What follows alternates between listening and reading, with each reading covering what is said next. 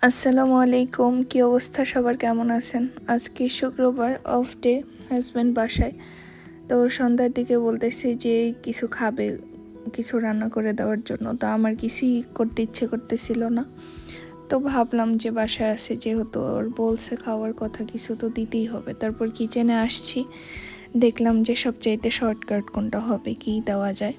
তারপর দেখলাম ভুট্টাগুলা, এগুলা একদম কচি। তো এইগুলা সেদ্ধ করে খেতে খুবই মজা। আমার অনেক ভালো লাগে আর ও অনেক পছন্দ করে, বাচ্চারাও খায়। তো এটা অনেক হেলদি, খেতে যেমন মজা তেমন হেলদি। তারপর ভাবলাম এগুলোই সেদ্ধ করি। তারপরে হচ্ছে এই যে আমি একটু ভেঙে নিয়ে তারপর লবণ দিয়ে সেদ্ধ করে নিলাম।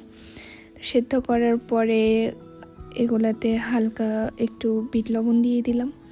বিট লবণ দিয়ে এই যে সেদ্ধ করে এনে তারপরে দিলাম। এই তো সবাই খাচ্ছে, খুবই মজা। আল্লাহ হাফেজ।